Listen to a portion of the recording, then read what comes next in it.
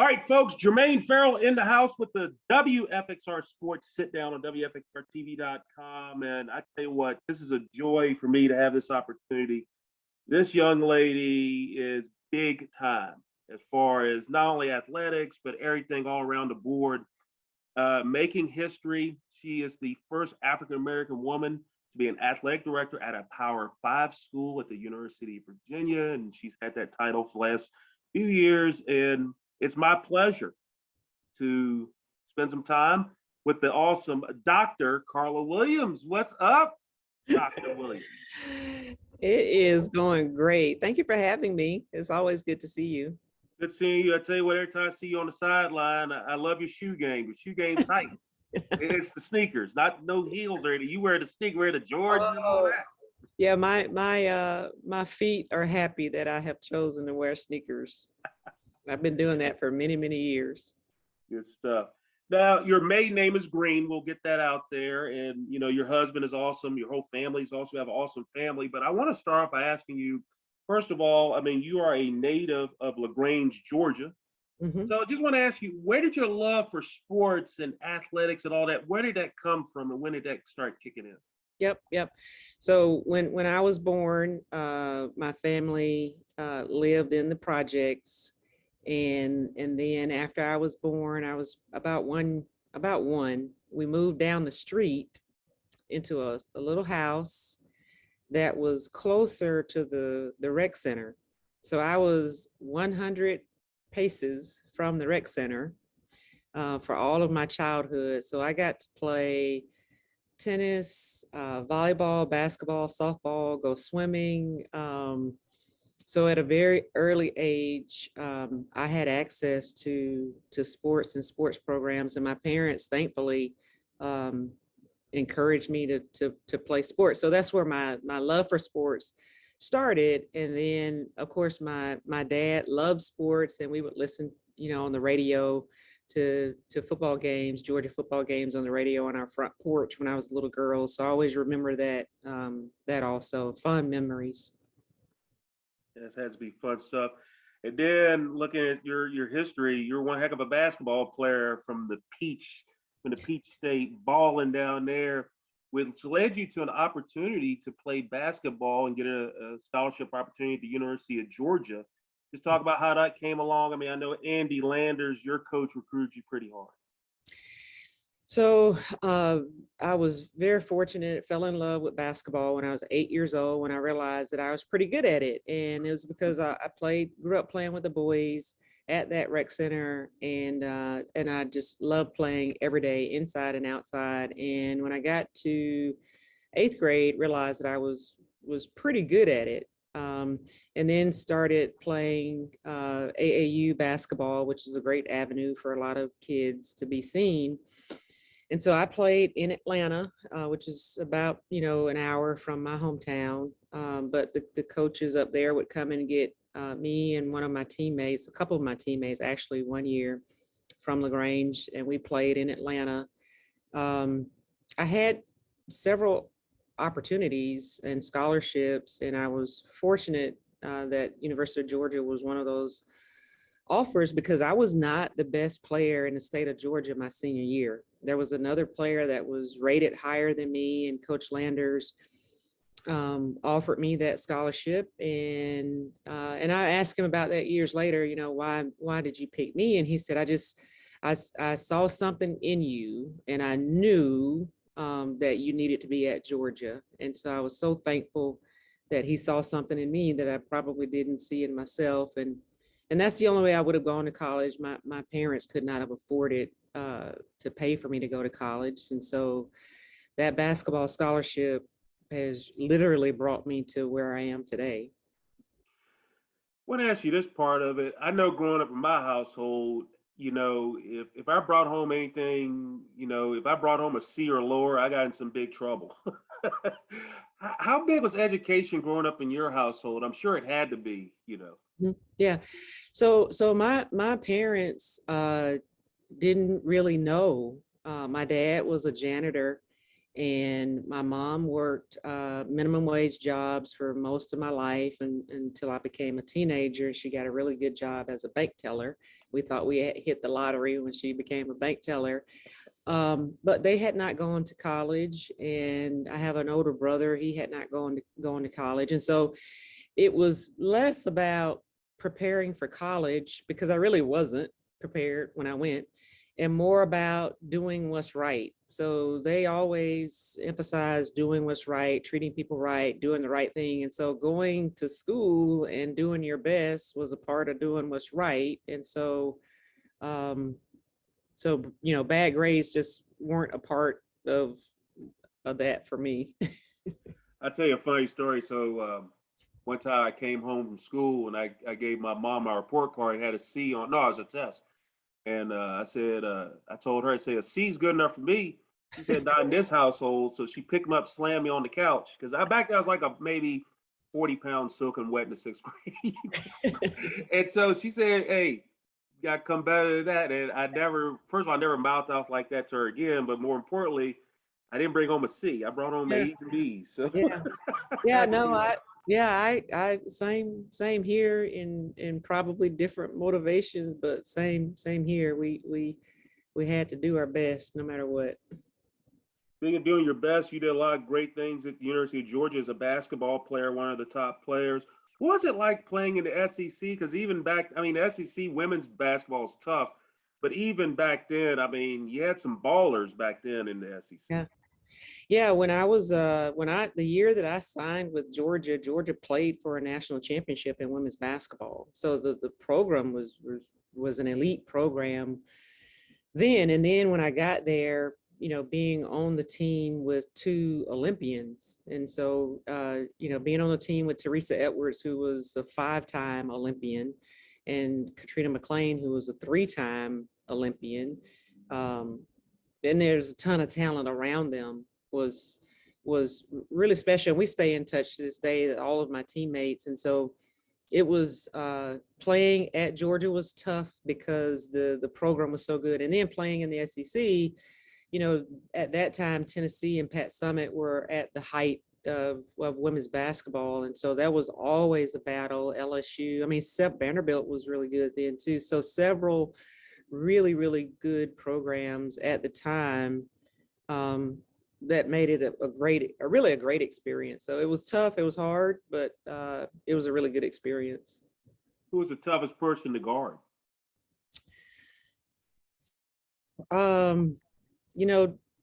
Auburn and Tennessee had some great individual players. So in practice, Teresa Edwards was the toughest person to guard. And then in games, Auburn had a set of sisters. They're the Bolton sisters from Mississippi that played, one of them played in multiple Olympics. So Ruthie and Mayola Bolton, both of them were really, really tough to guard. And then there was a player at Tennessee named Bridget Gordon, who was a tremendous player and athlete, just gave us fits, and she was bigger than me, and it was just always hard to guard her. I bet you. I can just imagine those battles back then. We gotta get some video of you playing. I'm sure we can find some of that, because I gotta see some more of that. So we had video back then. We did, it was on film or something? No, it was yeah, no. video. Wasn't like the Stone Ages. Yeah. So I gotta ask you this. All right, so after you graduated, you played a little pro ball. I looked it up. You played some pro ball over in Spain, because back then we didn't have the WNBA. The WNBA didn't come to, the mid 90s. Yeah. But was that kind of a goal, maybe even after that, to maybe go play pro ball? Or what was your vision kind of after you graduated from Georgia? Yeah, I think like most young people, you want to play as long as you can play. And that I was the same. And there weren't any opportunities in the United States. And so if you wanted to keep playing, you had to play overseas. And so I had an opportunity in Spain, and I loved it for the time that I was there. But it wasn't for me, being away from my home and family and food. And I think it was a great experience, but it it wasn't something I could do long term. And I have great respect for a lot of the women that spent, 10, 12, 15 years playing overseas in different countries before the WNBA was an option, before the ABL was an option. But yeah, it was a great experience. I have very, very fun memories from traveling. I love to travel, and that was just a big part of me, finding that love for travel, especially if it's related to sports.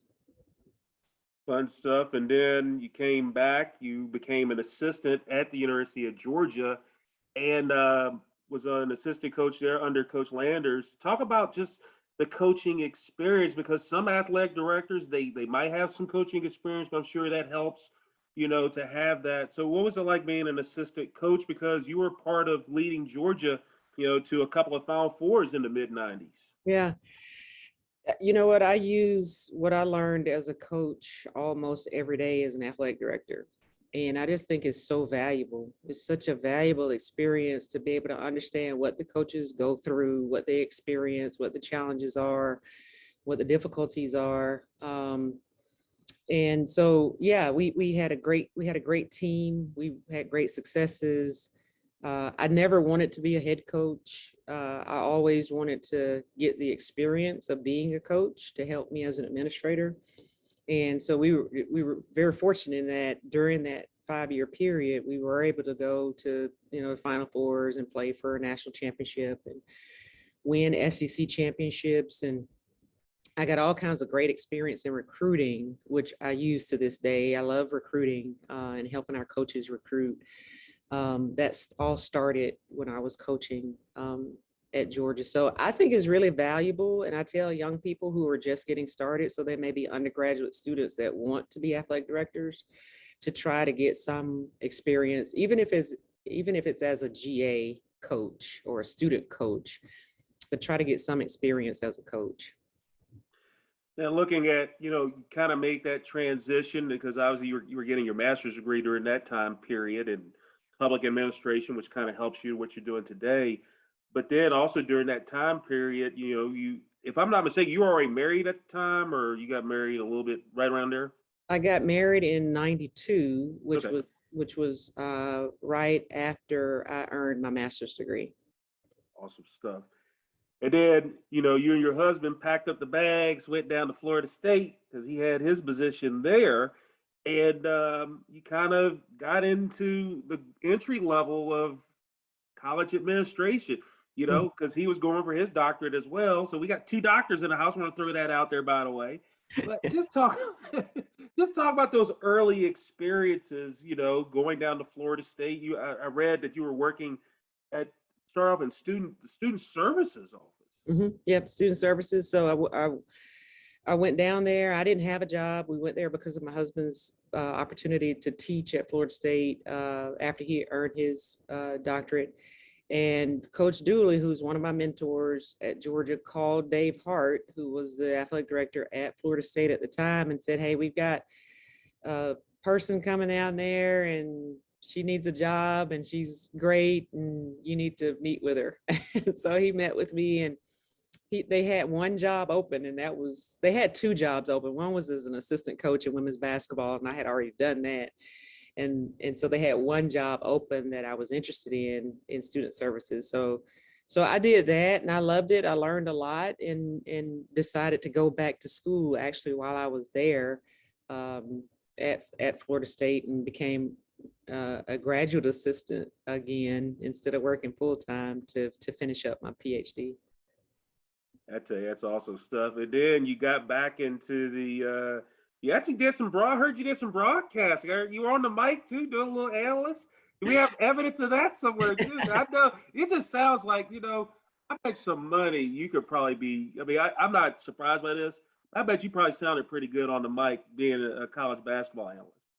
You know what? I had no idea what I was doing, but at Florida State, I'd asked Dave Hart, who I do credit Dave Hart with a lot, because he said, "What do you want to do?" I said, "I want to be an athletic director and I need to learn." And he said, "Okay, I'm going to help you." And he said, you can volunteer in any area in a department."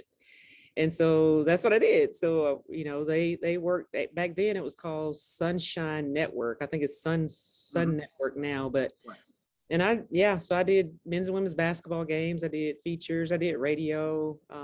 And I had done radio before that at Georgia. So, that was a great learning experience too. One of my daughters is interested in doing that. So I'm looking forward to seeing if she sticks with it. Well, hey, I'm looking for interns, so if she wants to roll down to Roanoke, I'll have a spot for her if she wants to be an Okay. intern. All right. I'll tell her. Anytime. You got it. I'll tell her. So then after that, you went back to the SEC, you went to Vanderbilt. You spent 4 years as an assistant athletic director and as an associate athletic director. So, talk about that transition there, because now you're starting to really get deeper into college administration, athletic administration. Yeah, so my opportunity at Vanderbilt was my first real supervisory responsibility and opportunity, because before that, I had not been in a management role. And so I got there and as assistant athletic director and got to learn and grow and work with a lot of teams there and advanced to being an associate athletic director there. So it was a great learning experience for me. And again, at the time, having been a student athlete and having been a coach was extremely helpful for me because I drew on those experiences every day, really. But yeah, that was my first opportunity to actually supervise people. What's the biggest thing you learned from that experience? I mean, to obviously, and we'll talk about UVA in a second, but how helpful was that to get that type of experience? It was huge because, if you want to advance in athletic administration, you obviously are going to have to supervise coaches and administrators and be responsible for hiring and firing and evaluating people. And so, so that helped me there. The department was a little bit smaller than FSU or Georgia's, and a little bit different because a private institution. But I was able to really grow and learn from a lot of my colleagues, and that prepared me. That 4 years there really prepared me for what was next, which was my return to Georgia. Speaking of that, that was the next thing we're going to go to. You spent time, you came back home, the associate athletic director at University of Georgia. They called you home, kid. They said, hey, we want you to come back. Now, talk about how that came about, because I'm sure once that ball started rolling, I know you were fired up, excited to come back to the land of the Bulldogs. Yeah. You know what, people talk about a leap of faith, and that really was what happened at Vanderbilt, because I didn't have a job anywhere but at Vanderbilt. But we sold our house and we had just had our son, who was a newborn, and we moved into a 2-bedroom apartment, and we started looking for opportunities, and this opportunity at Georgia opened during that summer, and I interviewed and got the position, and we went back. And so I was very fortunate in that just a set of circumstances where there was a transition with the athletic director, and they were hiring people, not a lot of people, but there was two positions open. And one was really attractive to me. And so I went forward and got it, and, stayed there for 13 more years. Now, one thing that stood out to me during your time at Georgia, and I think it stands out with a lot of people, the SEC tournament, and I think this was 2000, when the tornado hit, and I can't remember what year. I think it was 2008 or 2009, somewhere in there. Yeah, it was, I think it was 8. Mm-hmm. Right. So the tornado hit there. You were there as an administrator. Take me back to that time, because it was nuts, because at the end, Georgia won the whole thing. But that had to be a crazy weekend down there, something that you don't even plan for and expect. First, I mean, were you at the Georgia Dome when all this was going on? Yeah. So no, I was in Athens, but of course my colleagues were in Atlanta, and I was actually on the phone with someone when it happened, and they said, this is not right. This is not right. Something's happening. And it was the most bizarre thing because obviously I know a lot of people at the Southeastern Conference, and then of course our team and our staff, and um, what followed of trying to make that tournament happen was remarkable. I mean, I think there's an SEC network special on it, but yeah, just trying to make that tournament happen. And then there's no way Georgia should have won that tournament. And then lo and behold, Georgia wins the SEC tournament, playing at Georgia Tech. Just I don't know. It's just these weird things happen in in this industry, and I just look back and laugh at some of it. Because the biggest thing about that, when you look at that whole time period, I mean, Kentucky was frustrated because they didn't have as many tickets, and I remember watching the SEC Network special. But the fact that Coach Fulton said, "Hey, we'll play it. We'll do what we have to do," and that was the only way Georgia would have gotten into the NCAA. Yeah. Oh yeah. Yeah. Kentucky. I mean, there were several teams that just, it was a bad break for some teams, and then obviously for Georgia, it was a great break because you're right. That is the absolutely only way. The AQ was the only way Georgia was getting into the tournament, and they played hard, and those were some great games that they actually may have played 2 games in one day. I mean, I think it was just something crazy. They had to finish up one game, and no, it was either they had to finish up a game or actually they had to win and then play another game on Saturday. That's what. Yeah. It was just something bizarre. Now, looking at your time before you came to Virginia in 2017 to make history, were there any other opportunities to be an AD anywhere else before Virginia? Yes. Yeah. So I had interviewed at other places and never gotten offered the job. And then there were jobs that people wanted me to interview for that I didn't interview for. And so, there, and then, I needed to practice and work on my interview skills. So I did interview at a couple places I knew I, probably wouldn't end up going to, but it was very helpful. But yeah, there were a couple other Power 5 jobs that I interviewed for and someone else got the job. And, I try to use everything as a learning experience. And, and then there were disappointments where, there were jobs that came available. And I said, you know what, I'm not going to interview for it.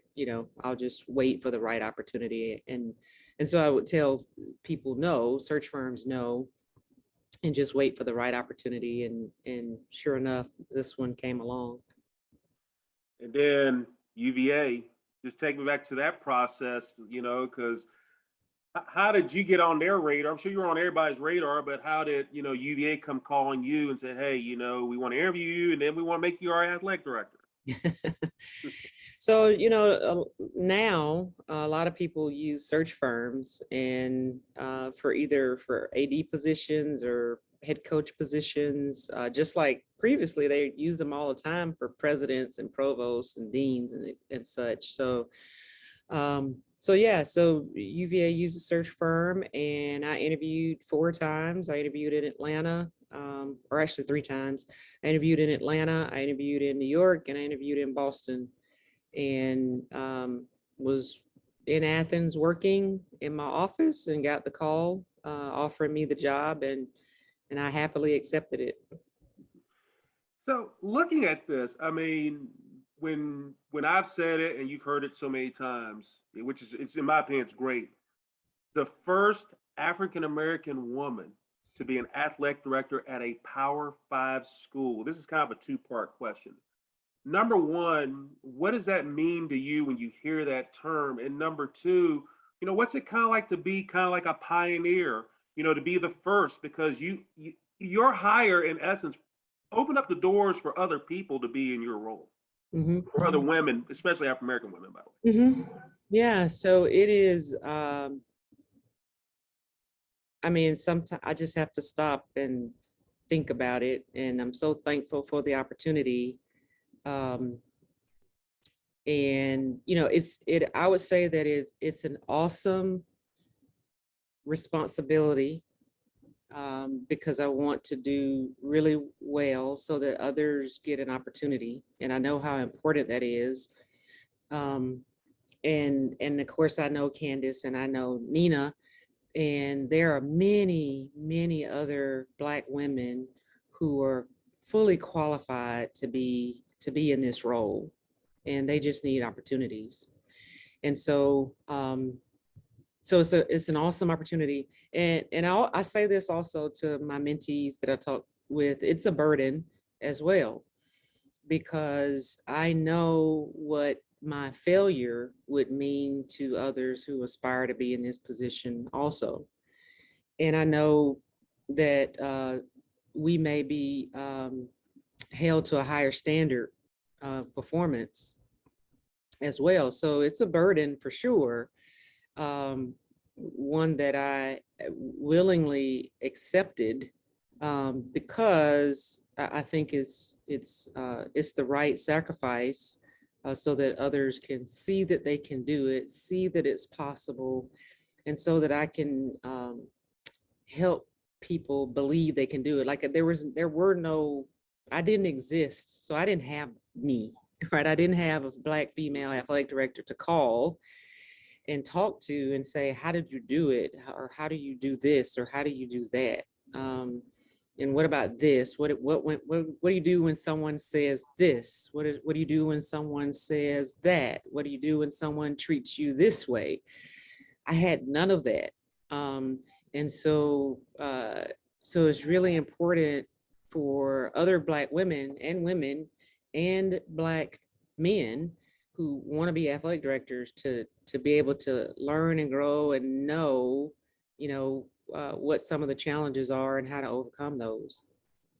You know, the biggest thing I heard about you during my research is also the fact that you have kind of like an open door policy. So if somebody, let's say it's a Black female or Black male or anyone else, but more probably catering more to Black women who are interested in getting into where you are today, you're always there to take a call or email or talk to them.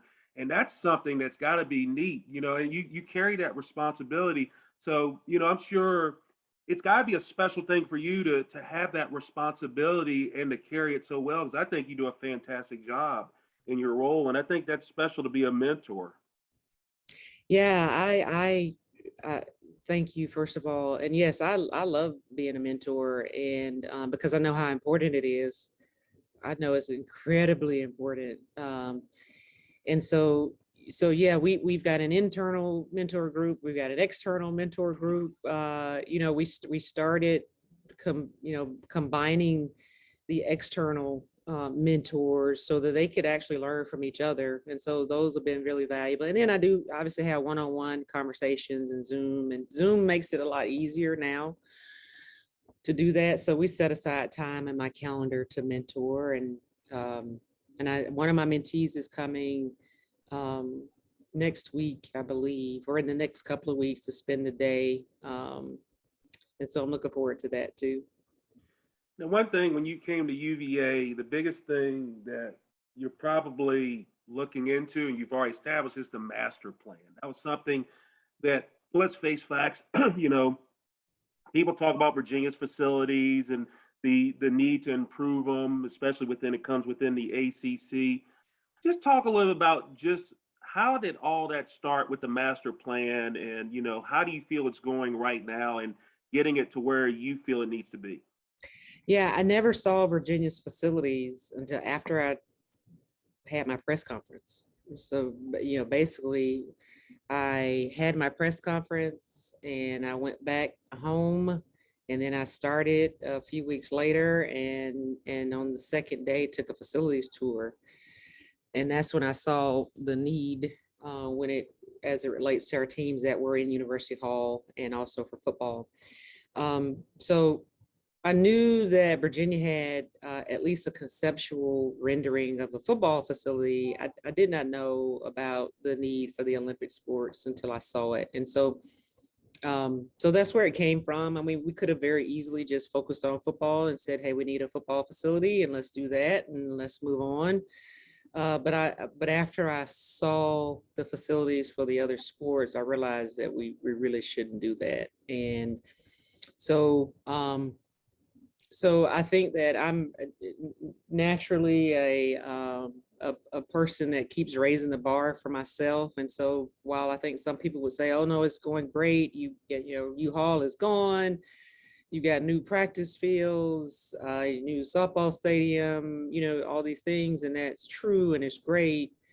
Uh, but we still have our Olympic sports student athletes in trailers, right? And so we've got to get them out of those trailers. And so, and we haven't started the had the groundbreaking for our football facility. So we're getting closer, but it's kind of like the perfect storm with this pandemic and not being able to get out and visit with people and fundraise in a traditional sense.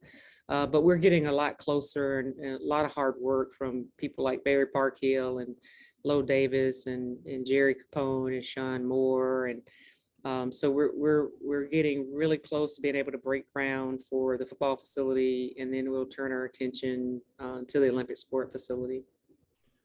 And then obviously one of your jobs as an athletic director, you have to hire and unfortunately fire, but I don't think you've had to do that. So coaches.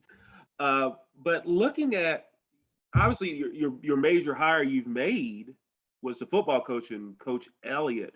But overall, all your coaches, you've had successes with all the coaches you've had there. And Tina Thompson was one of your hires too. I forgot that too. But just looking at overall, you hired Coach Elliott, and I think he'll do a great job there. But when you look at it, this has got to be one of the toughest things to do. Looking at, okay, how does this hire fit? Take me through your process and your steps when you look at coaches. Like, let's say if you have an opening coming up, what are some of the things that these coaches have to do to make an opportunity to be a coach at University of Virginia? Yeah, and it's really their careers, right? So it's their legacy of work, their pedigree. So it's not really something that they may have done in 1 year. So first of all, at UVA, you've got to make sure that it's someone who understands the academic mission of the institution and the core values of the institution, and not just understands it, but really that those core values are a part of their core. And so that's, something that you look for. And how do you figure that out? Well, you kind of look at schools they've worked at before.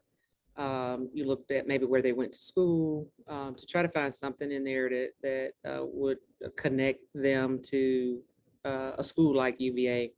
And then their successes, their success as a student athlete, their success as a coach, their success as an administrator. We do have a coach who was an administrator.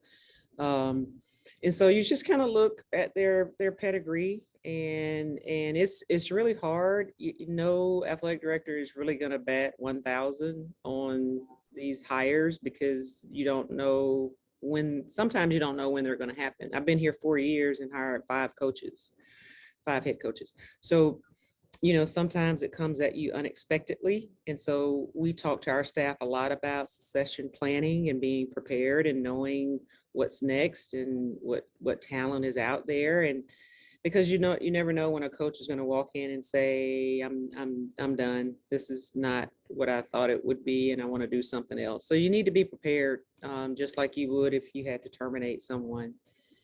So we try to always be thinking about each sport and what would happen if a coach came in and said, I'm going to retire. What do you do? So I think the rest of the factors are pretty similar everywhere. Winners, you want to find someone that has a winning pedigree, whether it's as a coach or as a student athlete, as a person. So that winning pedigree is really important too. Obviously, when you look at Black History Month, and really to me, I think it kind of starts from when Dr. Martin Luther King's birthday weekend, which is coming up, and it goes through the month of February. And obviously with UVA and the promotion of diversity and inclusion and all of those things, and you're giving your student athletes to have a voice and to have all those things in that nature.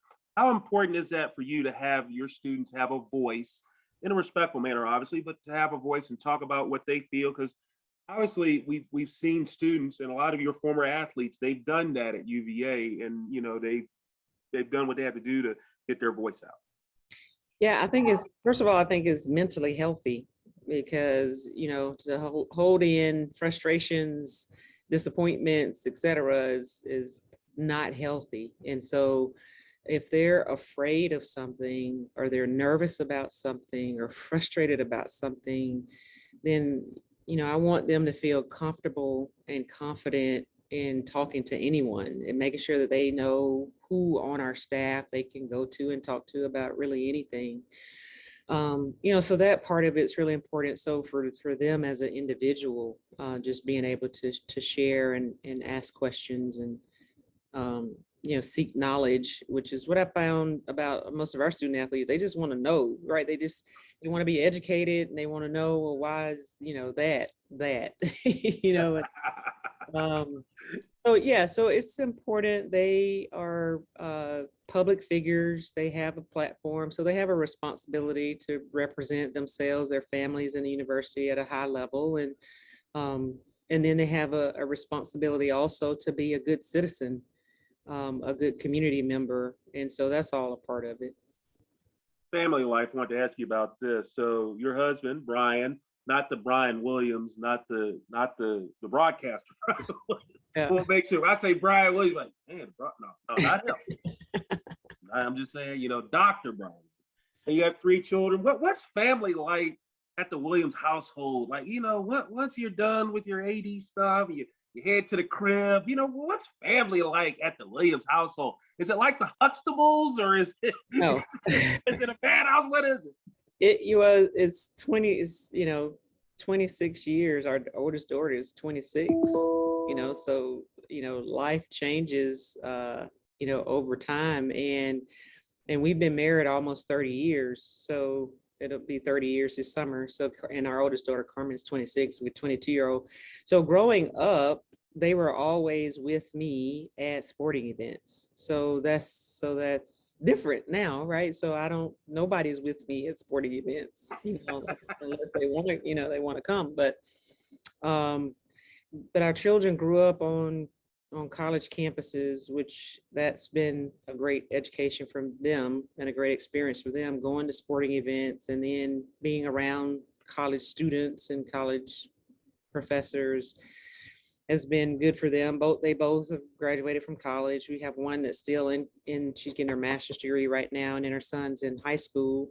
Their dad is a professor, so they understand that. My oldest daughter and my husband have published articles together, and so they it's a great fit for, and then everybody loves sports.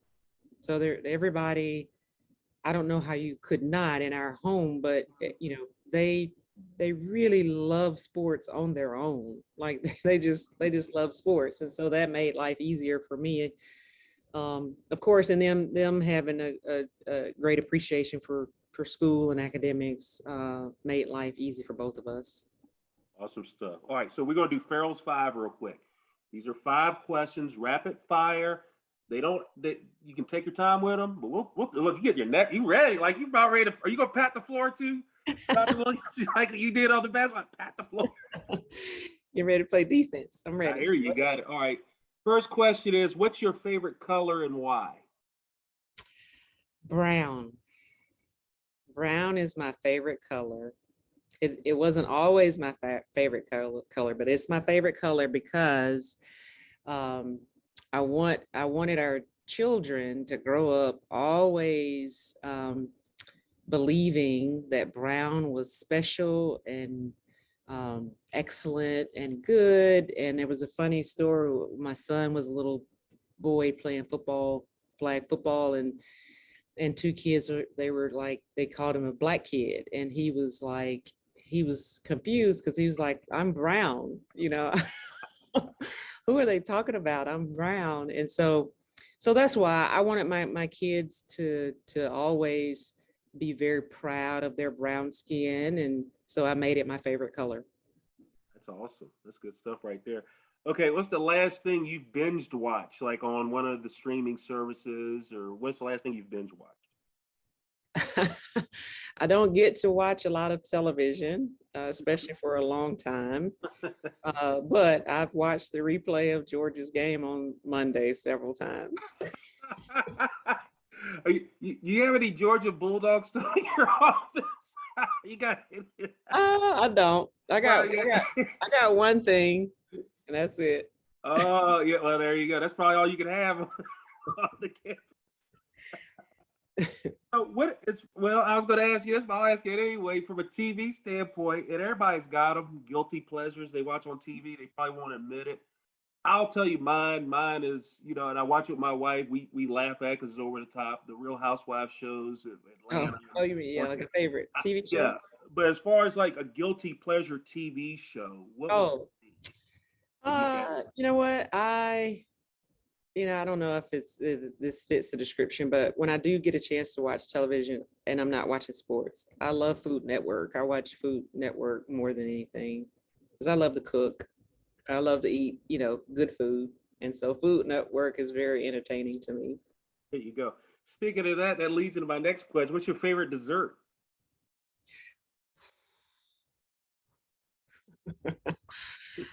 I love dessert.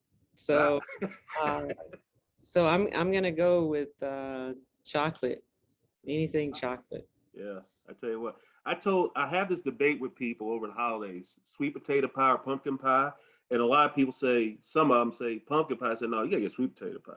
Yeah, I mean, I'll make a good one. Sweet potato cobbler, red velvet cake. Oh yeah. That sounds good. Good. Final question to Ferrell's 5. What is something that people don't know about you they would be surprised to know about you? Well, I guess that I love to cook, and I cook every chance I get. I think people are surprised at that. That I like all kinds of music. Like I can tell you country music, rock music, R&B, rap, pop. I mean, I love all kinds of music, and I have all kinds of artists on my playlist. What's the last song on your playlist? What's some you just listened to? It would have been a gospel because it would have been this morning because that's all I listen to in the morning. So probably